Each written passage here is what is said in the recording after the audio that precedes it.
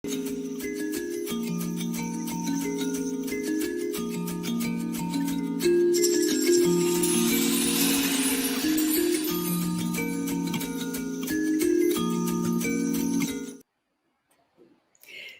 bem-vindos, eu sou a Abigail Costa, este é o canal 10% Mais. Boa noite, Simone Domingues.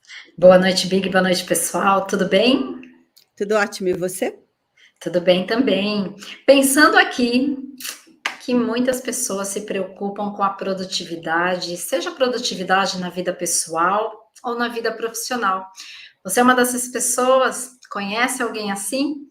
Então fica aqui com a gente, porque a nossa conversa está só começando.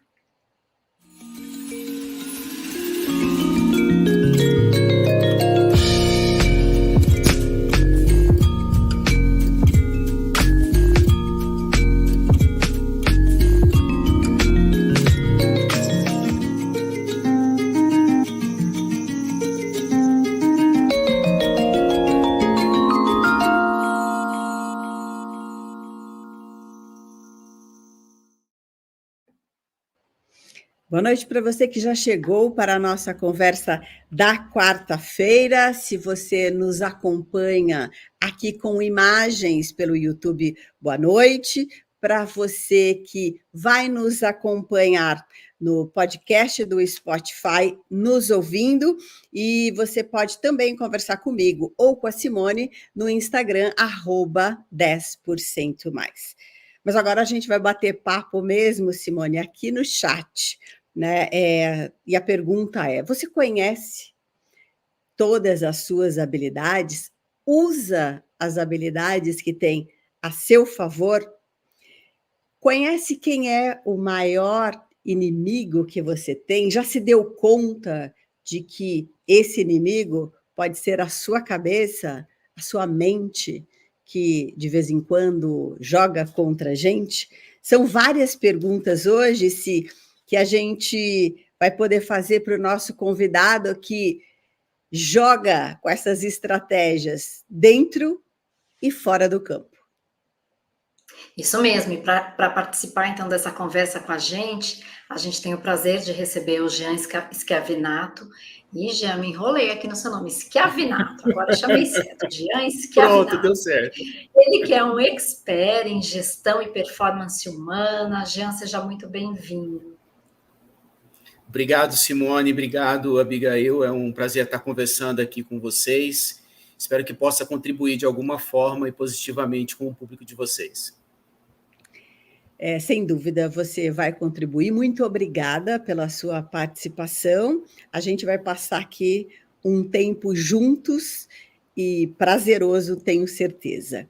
Jean, vamos começar com a pergunta assim: quando é que você percebeu que era possível analisar o comportamento de alguém para que essa pessoa fosse mais produtiva e que o outro pudesse tirar mais dessa habilidade?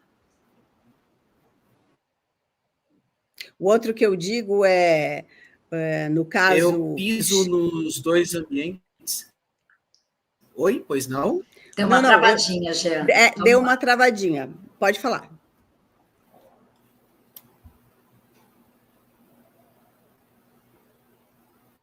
Tá ouvindo, Jean?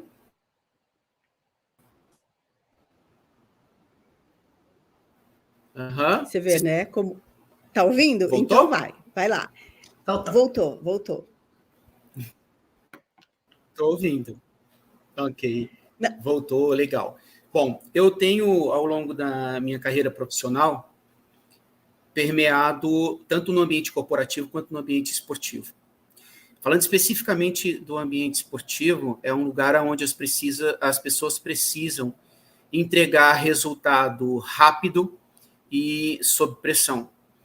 E quando eu tive a oportunidade de desenvolver alguns trabalhos com atletas paralímpicos da seleção brasileira, atletas cadeirantes que eu conheci lá em Bogotá, na Colômbia, eu percebi que a forma como o treinador se direcionava para cada um desses atletas, se ele fizesse da mesma forma com todos, o resultado não era tão positivo, como se ele tratasse cada um de acordo com as suas particularidades e as suas especificidades. E a partir daí, então, eu comecei a estudar um pouco mais e a entender que se a gente for por esse caminho de hiperpersonalizar a forma como nós lidamos com as pessoas, a gente passa a conseguir extrair delas o que elas têm de melhor, além da possibilidade que existe se nós tratarmos todas da mesma forma. Legal. Você falou desse termo, né, hiperpersonalizar. Queria que você comentasse um pouco, a gente até conversava, né, sobre a criação desse termo. Eu queria que você comentasse um pouco sobre isso, Jean, e trouxesse para a gente também alguns exemplos do que você estava contando ali desses atletas. Como é que você percebeu e quais foram ali as propostas que você começou a vislumbrar para fazer essa diferença? Legal. Primeiro, falando sobre o termo, se a gente buscar há uns 20 anos atrás, aproximadamente, se a Simone ou a Abigail fosse até um supermercado, provavelmente encontrariam poucas variedades de shampoos no que pesem os seus cabelos terem propriedades diferentes. De lá para cá, começou-se, então, a pensar que, dentro do gênero mulheres, a gente tem um universo muito grande de cada uma delas com cabelos diferentes, e hoje a gente tem uma vasta gama de produtos específicos que eu chamo de hiperpersonalização. E aí eu paro para pensar, se a gente chegou nesse contexto de pensar em como fazer um produto específico para cada um dos tipos de cabelo, por que não pensar também em tratarmos as pessoas dentro das suas especificidades comportamentais? E aí, a partir disso, falando especificamente do trabalho junto ao esporte, eu gosto muito de dar exemplo, tá? Se vocês entenderem que faz sentido para vocês, eu vou dando vários exemplos aqui. Vou pegar um mais recente, que foi um trabalho que eu desenvolvi com o Clube do Remo, que é um clube de futebol que disputa o Campeonato Brasileiro da Série C, e o treinador do Remo, que é o Ricardo Catalá, pediu para a gente entender qual era a melhor forma de se comunicar com cada um dos atletas. Então, o que a gente combinou? Dentro do vestiário, quando é feita aquela preleção geral para todos os atletas, ali naquele momento ele fala para todo mundo da mesma forma.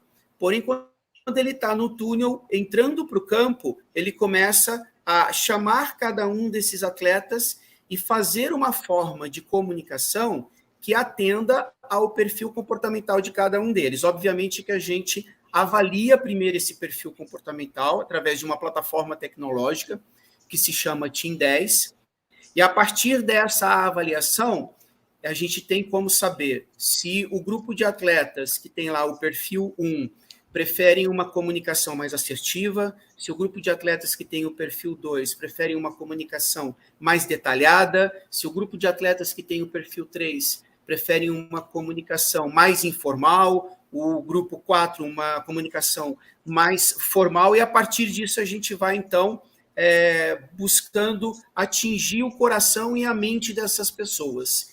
E partindo do pressuposto que, se nós trilharmos esse caminho, a gente consegue extrair a melhor performance de cada um deles. E como que a gente descobriu que isso funciona, né, Simone e Abigail? A gente fez um teste, por exemplo, dentro do vestiário, fez a mesma preleção para todos. E aí eu pedi para o treinador fazer uma pergunta. Vocês entenderam? Sim. Explica então para mim que eu acabei de explicar. E era muito comum você ter pessoas falando coisas que estavam diametralmente contra aquilo que ele pediu para fazer. Então, esses ajustes de informações até os atletas pisarem no campo é importante justamente para a gente diminuir esses gaps de compreensão. E o que eu estou falando aqui para o ambiente esportivo vale também para o ambiente corporativo.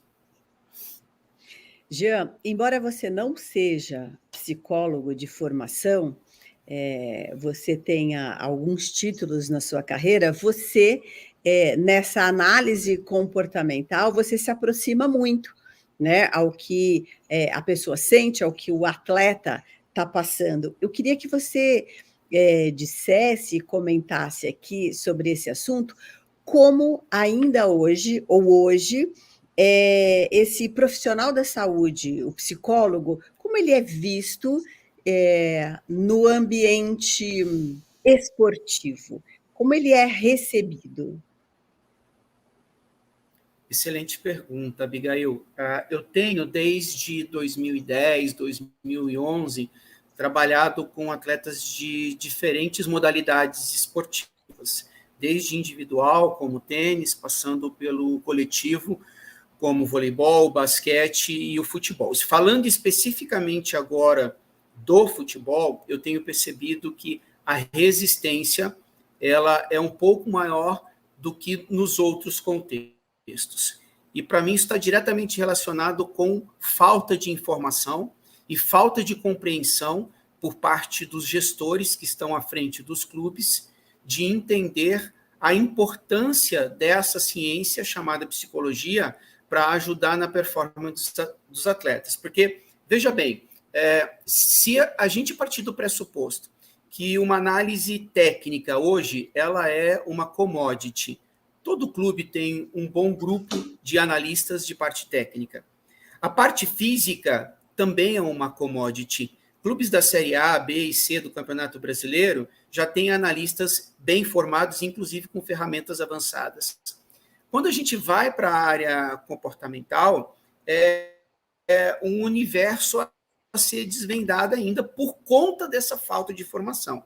Mas eu observo também o copo meio cheio, tá? Porque eu venho acompanhando essa evolução dos analistas da área técnica, da área de fisiologia, da parte física, e eles também passaram por essas agruras, eles também passaram por esses obstáculos. Mas hoje é inevitável, a partir do momento que as outras análises elas são commodities, e o que está fazendo a diferença é a parte comportamental, a parte psicológica, quem não aderir a esse tipo de trabalho dentro do clube vai ficar para trás. E o ícone disso hoje é o Abel Ferreira do Palmeiras, que até na capa do livro dele, ele tem uma mensagem que ele deixa lá, que é o coração quente e a mente ali relaxada e a mente fria. Jean, Simone, eu só vou engatar aqui, porque assim, no nosso dia a dia, eu não diria nem preconceito, mas esse temor é porque o que as pessoas vão pensar de mim, né? Eu não tenho nenhum problema e tudo mais. No ambiente esportivo, qual é o grande receio que você diria por parte de um atleta, por exemplo, que você percebe a necessidade desse profissional na vida dele, ele pode até aceitar e te ouvindo falar em entrevistas anteriores, você contava que sim, os atletas eles reconhecem a necessidade, reconhecem o trabalho, mas eu não posso dizer que eu estou recebendo esse tipo de orientação. Por quê, Jean? Passa primeiro pelo, digamos, perigo que o atleta corre, muitas vezes, e esse não é um perigo real, tá? O que eu estou chamando de perigo aqui? Eu vou dar um exemplo claro para vocês, que eu já presenciei, tá? De um atleta pedir um atendimento psicológico e esse atleta ser considerado como titular da equipe e pelo fato dele ter pedido o atendimento psicológico, isso ter sido visto como uma fraqueza e que, portanto, ele não iria performar da maneira como ele estava performando até então, pelo fato dele estar precisando de um atendimento psicológico.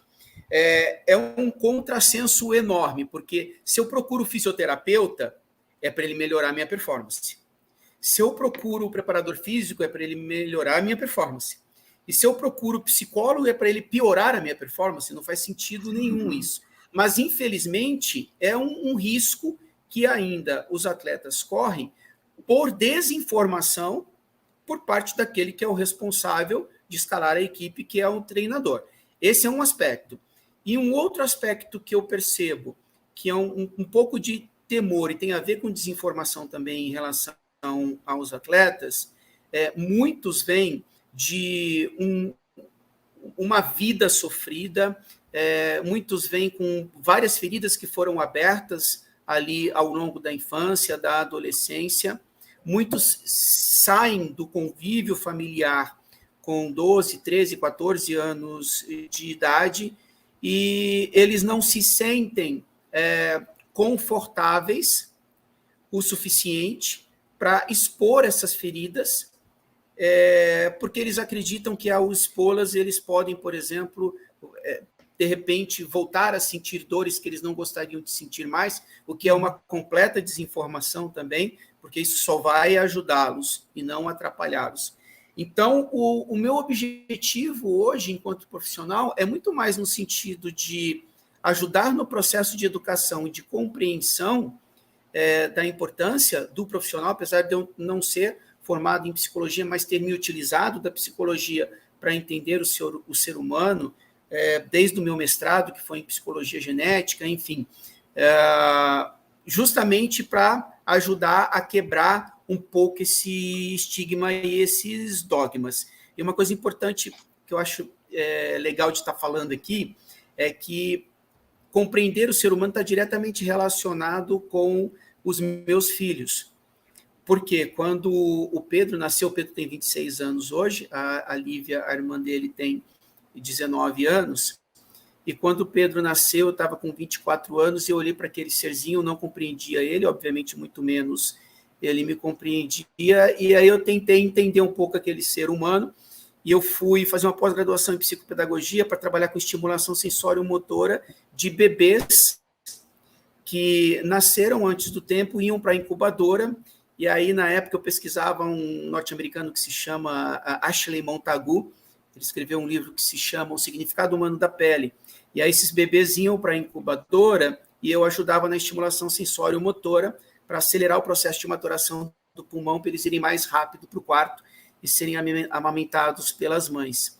E conforme o Pedro e a Lívia foram avançando na idade, eu fui buscando mais informações para entender esse ser humano. Basicamente, eles me ajudaram nesse sentido. Legal, eu estava te ouvindo, né, Jean? Hoje a psicologia do esporte, ela é uma especialidade, né, reconhecida pelo Conselho Federal de Psicologia, então a gente tem algumas diferenças aí, né? O psicólogo do esporte, ele é diferente do psicólogo clínico, né? Então aí talvez, Big, que tenha um pouco eu acho que até da ignorância, né, Jean, das pessoas de terem essa restrição. Eu acho que a pandemia já fez a gente melhorar muito, né, a noção da importância, né, da prevenção e do desenvolvimento da saúde mental. As pessoas sentiram literalmente na pele, né, como a nossa saúde mental interfere na nossa vida, na nossa qualidade de vida. E é curioso que, apesar disso que a gente passou, as pessoas ainda tenham, né, essas restrições. E, de fato, o psicólogo do esporte, ele não é esse psicólogo clínico, né, que vai fazer esse atendimento, como aquele atendimento que a gente conhece de terapia, de consultório, que vai acompanhar semanalmente esse paciente, né? Então, o psicólogo do esporte, como o Jean trouxe para a gente, é esse profissional que vai pensar muito mais no desenvolvimento desse atleta, então quais são as habilidades que ele tem, quais são as deficiências que ele tem também, pensando ali muito no objetivo comum, no objetivo muitas vezes da equipe, quando é um esporte coletivo, né? Então, quais são as dificuldades pessoais desse atleta, do ponto de vista emocional e psíquico, que possam interferir, né, para o resultado dessa equipe, e as potencialidades também. Você sabe, Jean, que eu adoro, né? Quando eu assisto futebol, uma das coisas que eu mais gosto é quando o locutor diz assim: esse jogador tem personalidade. Aí eu penso, os outros não têm, não? Né? Todos temos, né? É só uma brincadeira, né? Mas é muito curioso isso, né? E o que você traz, eu queria até ouvir de você um pouco mais, que eu fiquei muito, muito interessada mesmo, né? Eu fiquei pensando até na questão de filhos, né? Falei, olha, devia ter um teste aí, esse T10 aí, pra gente, Team 10, que você falou, né? Para a gente saber essas diferenças, porque de fato a gente precisa oferecer aquilo que vai ali de encontro à necessidade dessa outra pessoa, ou seja, as pessoas são realmente diferentes e não dá para a gente ter um comportamento que seja generalizado para todo mundo. Eu queria te ouvir sobre essa parte do esporte especificamente, que eu fiquei bem curiosa. Como é que vocês trabalham ali essa diferença? Eu queria, como esse exemplo que eu citei, onde é que pode estar uma diferença que pode interferir tanto para mais quanto para menos aí no desempenho de uma equipe? Como é que vocês trabalham isso, né, na prática ali?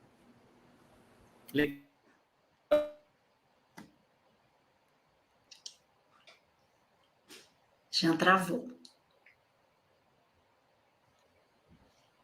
A gente tem umas perguntas aqui, né? Deixa eu ver se a gente vai fazendo enquanto o Jean volta. Tem, Tá vamos lá. Vamos começar dando boa noite, né? Voltou?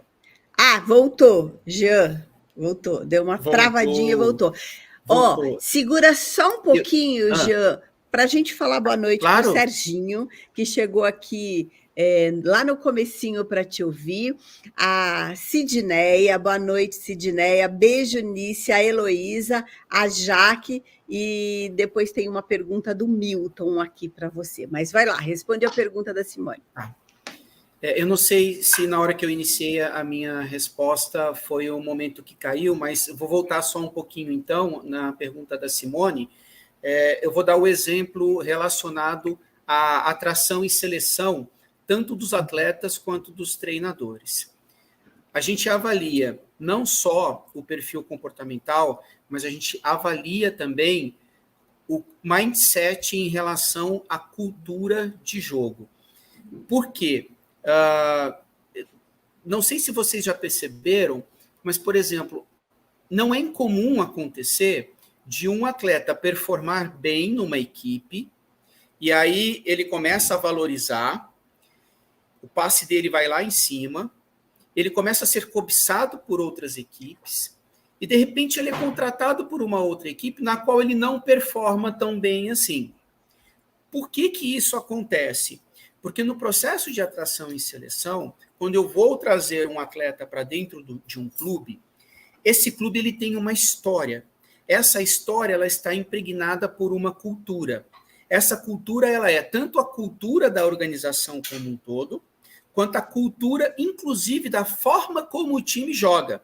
Então, é muito perceptível, por exemplo, quando você vê o time do Corinthians jogando, ele tem uma cultura de jogo, do Palmeiras tem uma cultura de jogo, do São Paulo tem uma cultura de jogo, o do Santos tem uma cultura de jogo que é muito peculiar.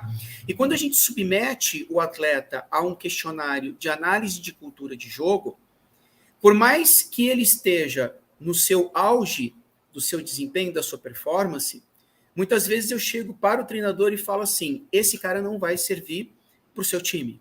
Mas como não? O cara foi artilheiro do campeonato, o cara está lá em cima, top das galáxias, porque aqui existe uma cultura organizacional e uma cultura de jogo que não vai dar match. Então, se não vai dar match, não faz sentido você trazê-lo. E aí a gente vai fazendo essa análise dentro do processo de atração e seleção. Isso nem sempre, Simone, é possível no contexto do esporte brasileiro, que é um contexto muito imediatista. Então, na maior parte das vezes, a gente tem que fazer os ajustes com um plantel já formado. E aí, quando esse plantel já está formado, a gente submete também o treinador à mesma análise de perfil comportamental e de análise de cultura de jogo, porque é mais fácil, ou deveria ser mais fácil, pelo menos, eu pegar essa pessoa, esse profissional que é o treinador, e dizer para ele assim, eu sei que você tem esse estilo de jogo, porém, você tem hoje nas suas mãos uma equipe que basicamente não vai dar match com essa sua cultura de jogo, por N questões que a gente pode estar falando depois um pouquinho a respeito dos perfis comportamentais. Então, você precisa criar várias situações diferentes para você atender a essa demanda de características de jogadores que você tem em mãos hoje. E eu fico feliz, por exemplo, há umas 2, 3 semanas atrás, quando eu ouvi uma entrevista do Mikel Arteta, que é o treinador do Arsenal, que é uma equipe que disputa a Premier League na Inglaterra. O repórter perguntou para ele assim, como você vai jogar esse final de semana? E ele deu a seguinte resposta para o rapaz, lá para o repórter. Ele falou assim, olha, não é como eu vou jogar, quais são as possibilidades de jogo que eu tenho? Eu montei 43 possibilidades diferentes de formação de time, de acordo com o meu adversário e de acordo com as situações que acontecerem durante a partida. Aí, Simone, isso eu considero como uma hiperpersonalização. O cara ir para uma partida com 43 possibilidades diferentes de jogo, de acordo com o adversário e de acordo com aquilo que acontecer dentro da partida. E ainda sobre a sua pergunta, eu foquei bastante na parte de atração e seleção, mas pensando nos perfis comportamentais, dependendo do perfil comportamental do atleta e com quem vai se jogar, se você tiver que criar uma dinâmica de jogo em que você vai esperar um pouquinho mais o seu adversário vir para cima de você, determinados perfis, e aí você deve manjar muito mais do que eu da metodologia DISC, determinados perfis vão lidar melhor com esse estilo de jogo em que você se retrai mais do que outros perfis. Se você precisa de jogar contra um clube em que você tem que ir para frente, outros perfis lidam melhor com essa característica mental de você ser um pouco mais ousado dentro da partida. Isso antes de começar a partida. Só que o jogo, ele é um organismo vivo. E conforme começa o jogo, você tem que ter todas essas variações que o Miguel Arteta disse na entrevista dele. O meu sonho de consumo é os treinadores do futebol brasileiro, do esporte de uma maneira geral, igual acontece na NFL, no futebol americano, que eles ficam com um cardzinho que parece que está tudo cheio de post-it assim. Aquilo lá são análises preditivas que foram feitas, tanto da parte técnica quanto da parte física e da parte comportamental e de cultura de jogo, e que você vai utilizando aquilo que você analisou preditivamente de acordo com o cenário que o jogo vai lhe apresentando. Hoje já é feito isso no futebol brasileiro, quando você analisa, por exemplo, quanto que o atleta correu, quanto que o atleta acertou de passe ou não. E aí o meu sonho é ver isso acontecendo com as questões comportamentais e culturais também. Então vai demorar um pouquinho. Mas é muito legal, né? Porque se você for pensar em tantas outras áreas, né? A gente vê ali a questão profissional, as pessoas com as suas habilidades, né, adaptadas à função que elas vão exercer, né? Ao papel que elas vão exercer ali no desenvolvimento daquele trabalho, daquela equipe. E no esporte, para mim, ouvindo você agora, para mim isso fica muito claro também, né? A importância de se levar isso em conta. Jean. Porque olha só, Simone, dentro do campo, seres humanos. Dentro da empresa, seres humanos. Então, são seres humanos, só mudou o contexto. Oi, Jean, trazendo, né, a bola do campo para o mundo corporativo, você percebe, assim, muitos, né, CEOs que têm a mesma cabeça desse técnico do Arsenal? Ou falta muitos. Muitos ainda tem, principalmente quando a gente vai vindo para o interior. Nesse momento, estou falando de São José do Rio Preto, interior do estado de São Paulo. Está um calor danado aqui, eu não sei como é que está aí na cidade de vocês. Mas são empresas, na maior parte das vezes, familiares, de pessoas que não utilizaram nenhuma técnica de gestão empresarial, obtiveram sucesso por N fatores e hoje acreditam que o sucesso que conquistaram ao longo da construção de um império de 20, 25 anos, esse jeito, essa forma de conduzir a empresa é o suficiente para mantê-la hoje dentro do mercado, e não é. Vou dar um exemplo claro para você. Eu fiz um diagnóstico recentemente de uma indústria que mostrou que o CEO queria 30% de uma cultura de controle, 30% de uma cultura de congregação, 20% de inovação e 20% de uma cultura mercantil. Cada uma dessas culturas, elas possuem características que mostram um jeito de ser daquela empresa funcionar. Ele falou assim, eu quero essa empresa.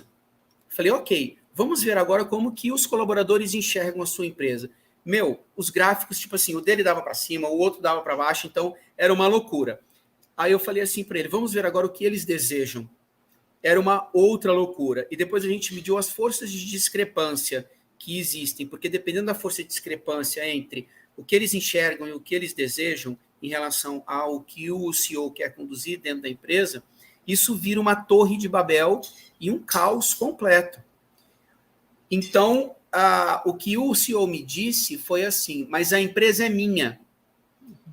Então, olha só, essa frase ela diz muito em relação a ele querer 30% de controle dentro da indústria, né? Só que uma coisa é eu falar assim, a empresa é minha e eu quero que ande assim há 30 anos atrás. Outra coisa é eu pegar um jovem, essa empresa especificamente ela é multigeracional, ela tem as 5 gerações trabalhando juntas hoje. E eu pegar uma geração Z, uma geração alfa e falar assim, a empresa é minha, eu quero que funcione desse jeito. Meu, esquece. Seu turnover vai lá em cima, você vai gastar muita grana, você não vai conseguir reter esses talentos e você precisa saber conversar com essas pessoas. E eu fui dar uma palestra para essa mesma empresa para falar sobre essa questão das multigerações. E aí, um responsável pela área de qualidade, ele disse assim, mas não é o jovem que tem que se adequar à empresa ao invés de eu me adequar ao jovem? Eu falei, meu amigo, existe um espaço entre você e ele que se vocês conseguirem dar as mãos, ambos vão caminhar juntos. Fora esse espaço, nem você nem ele vão conseguir atingir os objetivos esperados para a empresa. Então, a gente está num momento bem delicado, tanto no ambiente corporativo quanto no ambiente esportivo, mas eu percebo que o ambiente corporativo ele está tentando dar os primeiros passos, porque senão as pessoas não vão conseguir sobreviver no mercado, esse mercado tão acerrado e competitivo como o que nós temos hoje. Posso ir, Big? Deve. E aí, Jean, para as pessoas que estão aqui com a gente, as pessoas ficam muito curiosas, né, quando a gente fala sobre essa adequação, né, das potencialidades e das características da empresa. Como que você poderia, que dicas você poderia dar, ou quais as coisas que a gente pode observar sobre as nossas potencialidades, né, as nossas pretensões ou ambições até nessa questão do mundo corporativo? Como é que eu posso estar atento para usar essas qualidades, para usar as minhas potencialidades, para atingir esse meu objetivo, pensando ali, eu enquanto funcionário, enquanto pessoa candidata a uma vaga, como é que eu posso usar dessas habilidades para atingir um bom objetivo, ou seja, usar isso a meu favor na vida profissional? Legal, Simone.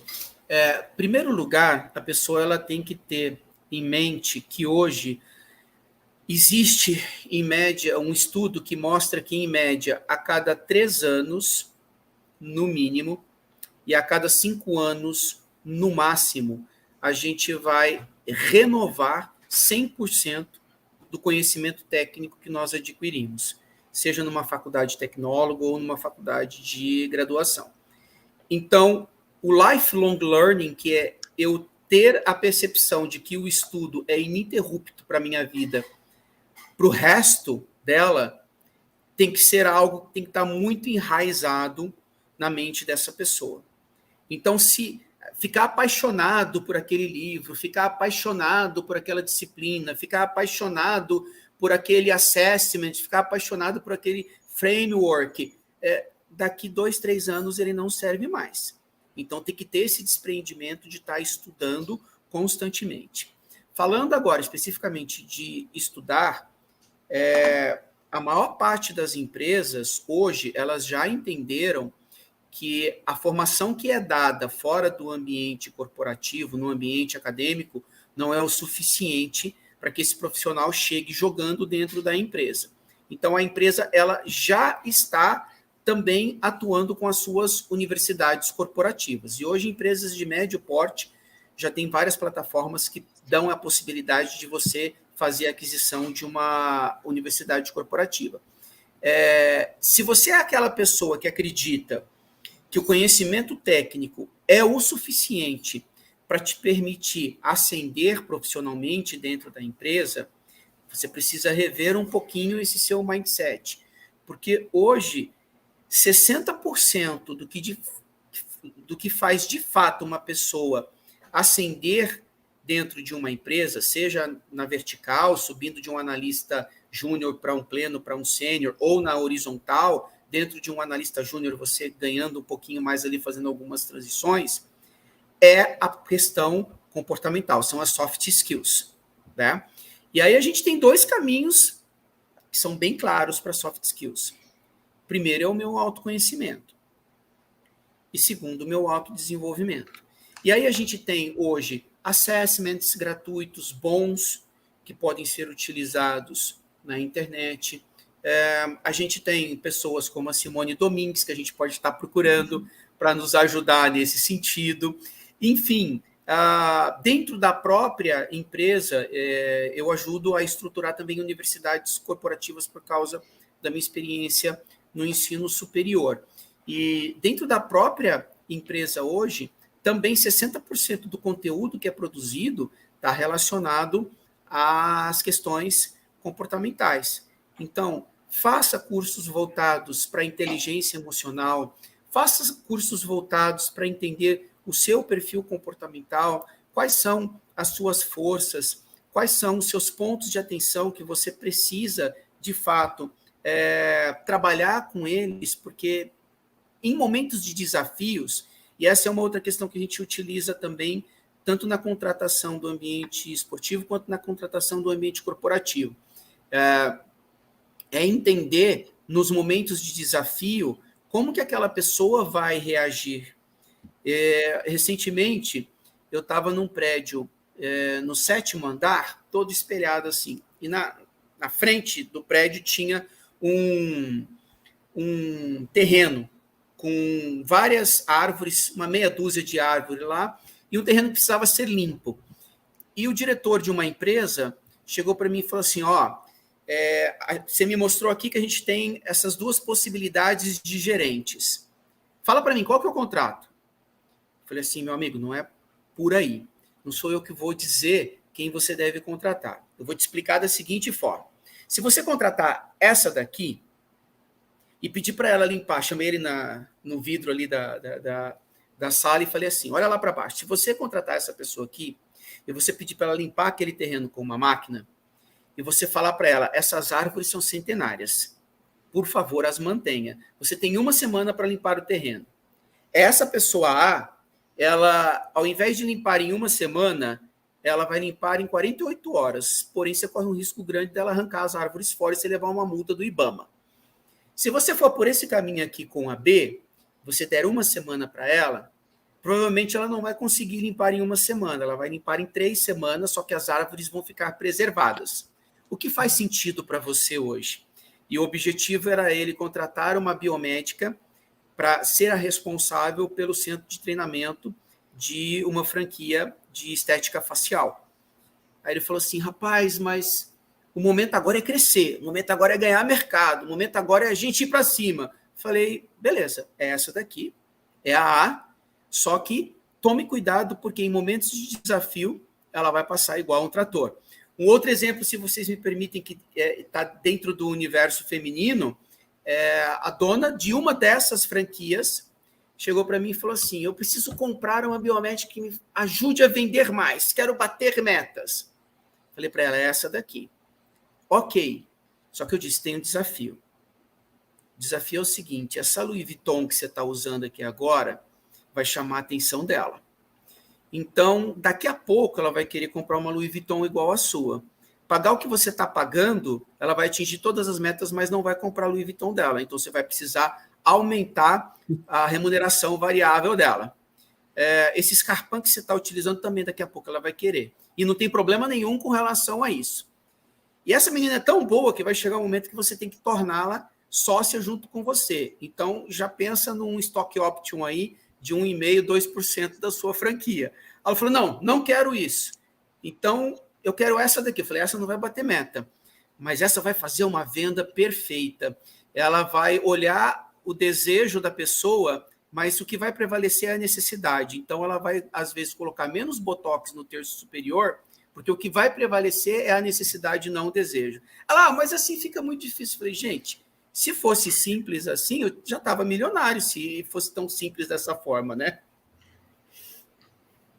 Jean, falando um pouco desse comportamento e puxando tanto na área esportiva como no mundo real, né, da qual nós fazemos parte, eu ouvi você contando uma história que eu queria dividir aqui com as pessoas que estão nos assistindo, que é sobre o tenista, né? E me chamou muita atenção em saber que numa partida de 4 horas e meia, 5, o contato dele com a bola, se chegar a meia hora, é muito. E que no restante do tempo, o contato é dele com a cabeça dele, né? Então, como fazer nossa mente jogar a favor? Existe um assessment, talvez a Simone conheça, que é de um indiano que se chama Shizad Shamini. Hoje ele é responsável pelo laboratório de neurociência na Universidade de Stanford, nos Estados Unidos. E ele criou um assessment bem legal, que é para avaliar o seu coeficiente positivo. O que é o coeficiente positivo de acordo com a metodologia dele? É assim, de acordo com os desafios que a vida entrega para mim, o quanto que eu consigo dar de 1 a 2 respostas plausíveis que atendam a solução daquele problema. Então, pegando o exemplo que você trouxe do tenista, vamos pensar no nosso dia a dia dentro de uma empresa que é a realidade da maior parte de nós. Estando em reunião ou estando em discussões com os colegas ali de uma área de média gestão, isso toma muito pouco tempo em comparação com a quantidade de tempo que eu tenho que estar ali na frente do computador, eu e o computador, buscando soluções estratégicas para resolver todos aqueles problemas que me foram trazidos na reunião. Partindo do pressuposto que a reunião é o contato com a bolinha, são aqueles 30 minutos, a hora que eu saio daquela sala, sou eu e minha tela durante 4 horas, 4 horas e meia. Voltando na metodologia do Shizad Shamini, ele diz assim, se você, dentro do tempo que você está acordado, vamos partir do pressuposto que dentro de um dia de 24 horas, a gente tenha o luxo de dormir 8 horas. Nos resta 16 horas. 75% dessas 16 horas, eu preciso dar respostas condizentes para os problemas que a vida me oferece. Se eu conseguir criar esse mecanismo de fazer essa autoanálise de qual é a qualidade das respostas que eu estou dando para o desafio, isso vai me permitir, fora daqueles 30 minutos com a bolinha, eu conseguir ter uma performance de alto nível. Porém, já vou avisando, dentro do estudo que foi feito pelo Shizad Shamini, apenas 20% da população mundial, vou repetir, apenas 20% da população mundial consegue fazer isso de maneira autodidata. Então, a gente está falando aqui de fenômenos como, por exemplo, um Lionel Messi, de fenômenos como, por exemplo, um Steve Jobs, e os outros 80% precisa tomar consciência de como está o seu coeficiente positivo. E aí a gente volta na importância do psicólogo. Então, a gente tem 80% da população mundial que precisaria ter acesso ao psicólogo para entender sobre o seu coeficiente positivo. E eu fico grato com algumas empresas, uma delas, eu tenho um contato um pouco mais próximo, porque é uma das minhas clientes, porque os caras transformaram o que era um programa de saúde mental que atendia 3 pessoas de uma empresa de 560 colaboradores, o que era um programa se transformou em benefício. Então, quando tem lá o descritivo de uma vaga que está aberta, além de vale alimentação, vale transporte, benefício de saúde mental. O que isso significa na prática? A empresa, ela tem 3 psicólogas que são organizacionais. Se essas psicólogas entenderem que aquele profissional, através da aplicação de assessments que elas podem fazer por conta da formação delas, ele precisa de uma ajuda, a empresa banca 2 sessões de terapia por semana até que ele tenha alta. Então, hoje é fundamental para a gente ser aquele tenista que dentro daquelas 4 horas e meia, 5 horas, que a gente vai estar conosco mesmo, a gente saiba o quanto de coeficiente positivo eu estou utilizando da minha mente. E aí, de novo, buscar uma ajuda com a Simônia, buscar uma ajuda com as colegas que hoje estão aí no mercado e que podem contribuir sobremaneira com cada um de nós, que somos os 80%. Eu estou dentro dos 80% da população mundial que precisa de ajuda. Acho que estamos, né? E essa questão do gerenciamento das emoções, ela é tão importante, né, Jean? A gente vê muito isso quando pensa nas equipes ali atléticas, né, esportivas, que a gente é muito curioso, né? Quando a gente assiste ali um jogo de futebol, uma equipe toma um gol e desestabiliza totalmente. A outra equipe, essa equipe que tomou o gol, fica desestabilizada. A gente ouve assim, o gol abalou, né? O emocional dessa equipe. E de fato é isso mesmo, né? Porque a vida da gente, ela é feita de emoção, é o que dá colorido à vida da gente, né? Eu gosto muito de pensar nas emoções como uma piscina. A gente vai sentir, não tem jeito, tá ali no nosso chip, né? As emoções, elas são muito universais. Aí eu costumo dizer assim para os meus pacientes, né? A importância da gente ter esse conhecimento, de saber como a gente funciona e ter esse gerenciamento da emoção, né? Eu digo assim, olha, senta e coloca os pés na água. Porque a hora que você sai dali, a emoção passou por você, mas rapidinho você consegue sair dali, voltar ao racional e conseguir seguir no que você precisa fazer. O problema é que na grande maioria das vezes, que é a dificuldade aí, né, do gerenciamento das emoções ou a pouca habilidade, né, na inteligência emocional, é que a gente mergulha nessa piscina, né? Então eu falo, imagina que você mergulha ali de roupa nessa piscina da emoção, a hora que você sai, você está encharcado, é muito difícil que as suas ações não sejam marcadas por toda essa aguaceira que está em você. Uhum. Então é isso, né? O treino que a gente faz aí, seja em terapia, seja mesmo, né, no esporte ali, que já não é um treino clínico, mas passa pelo autoconhecimento e gerenciamento das emoções, é isso, para que a gente tenha a emoção, e a gente vai ter, fazendo terapia ou não, a emoção vai continuar na vida da gente ainda bem.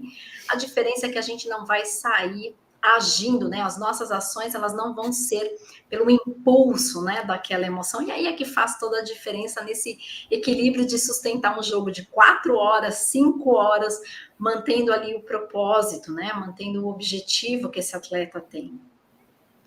Simone, Abigail, eu tenho um exemplo sobre essa questão de gerenciamento de emoções que para mim é muito marcante.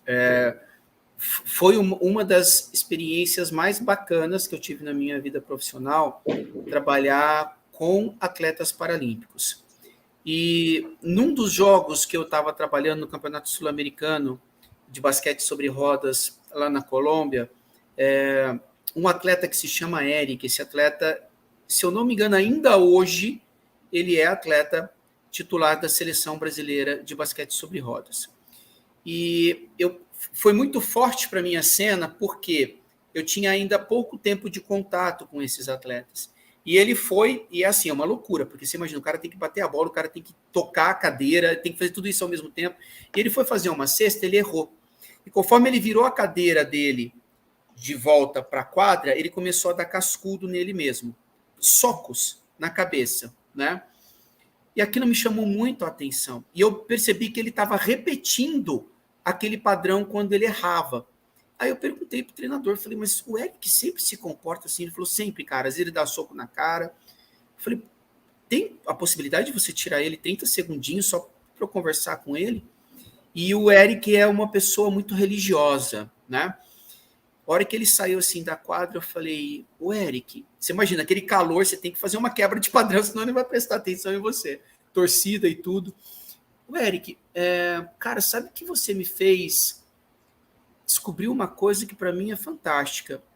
Eu descobri que Deus está no céu e na terra.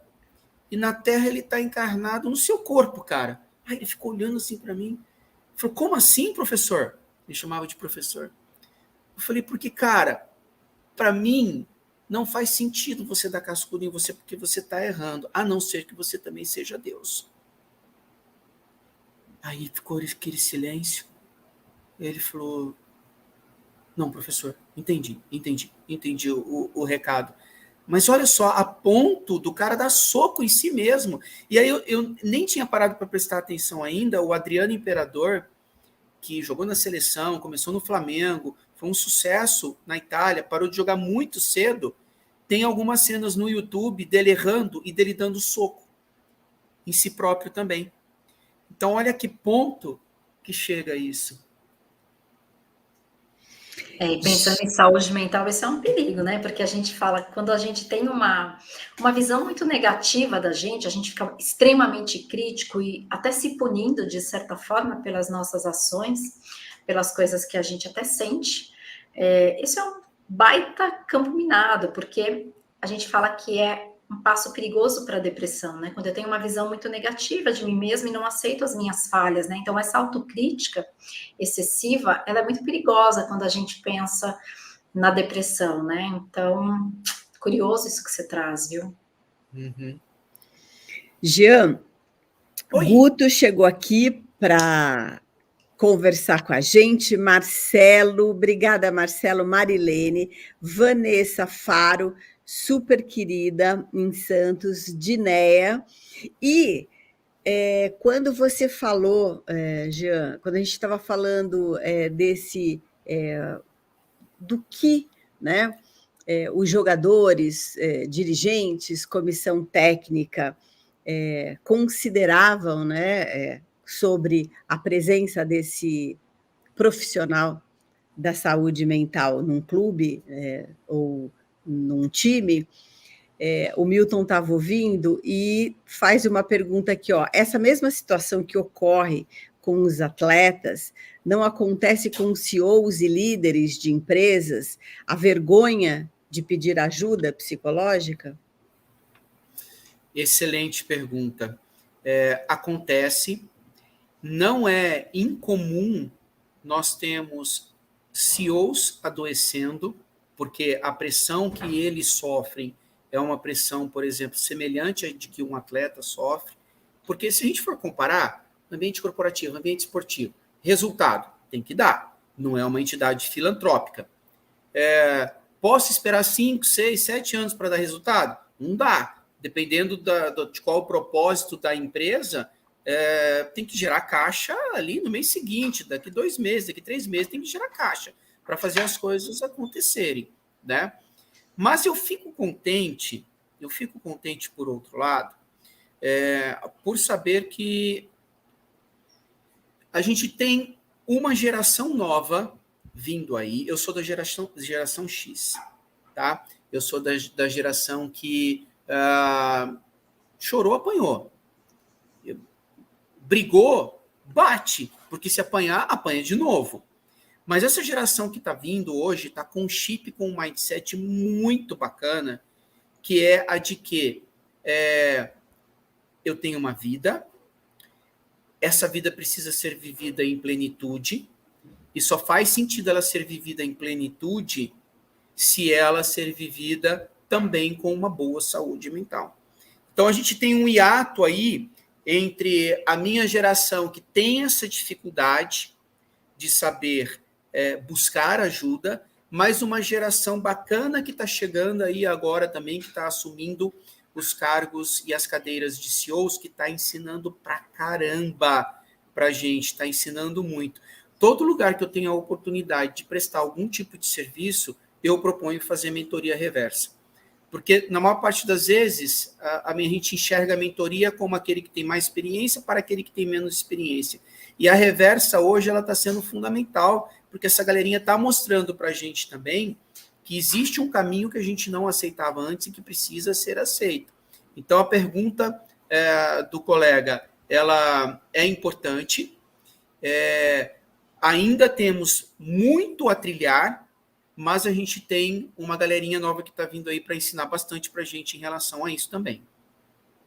Jean, no seu trabalho, né, você estava falando aí de experiência, e eu aqui pensando, se espera muito, ou se diz que uma pessoa que chegou aos 60 anos, que passou dos 60 anos, é uma pessoa experiente, é uma pessoa madura, vivida, portanto, ela vai sacar que se tiver algum problema, vai passar, né? Ou mesmo olhar para aquela tatuagem no pescoço do jogador de futebol, que tudo passa, né? Seria ótimo se a gente lembrasse disso nos momentos ideais. Enfim, mas que essa pessoa tivesse maturidade suficiente para... Vai passar. O jogador, o atleta, que tem décadas, né, de experiência, de técnica, ele se imagina que ele também se depara com o problema e resolve rapidinho. Afinal de contas, ele é um atleta experiente. No seu trabalho, Jean, você percebe que existe ainda esse frio na barriga, existe ainda uma cobrança, ele fica preocupado com essa pressão, como nós, que já passamos dos 60, no caso eu, nos 60, e ainda sinto essa pressão, e sinto que tudo vai passar, mas isso demora para cair, essa ficha? Deixa eu ver se eu entendi a sua pergunta. É em relação ao CEO ou é em relação ao atleta? Em relação à pessoa e ao atleta. Essa pessoa experiente de 60 anos, né, que se imagina que ela já incutiu tudo isso, e o atleta também, que tem décadas de experiência, portanto, mais experiente, ele não vai ser atingido. Tá. Nossa, que pergunta bacana. Olha só. Eu ouço muito, eu tenho vários colegas, amigos, inclusive amigos de faculdade, minha formação acadêmica primária foi em educação física, que foram jogadores de futebol, jogaram em clubes grandes, e o que eles falam que eles, hoje, aposentados, sentem mais falta é do friozinho na barriga. Daquele friozinho de sentir agora, até mesmo em situações adversas, estamos perdendo, a torcida está jogando contra. Então, passar pelo friozinho na barriga, você pode ter 20, 30, 40, 50, 80 anos, é isso que nos deixa vivo. E por mais experiência que a gente tenha, o friozinho na barriga, ele vai acontecer, e eu acredito que seja muito bacana que ele aconteça, porque se ele não acontecer, provavelmente, na minha humilde visão, é porque a gente está numa zona de conforto e a gente precisa sair dessa zona de conforto, né?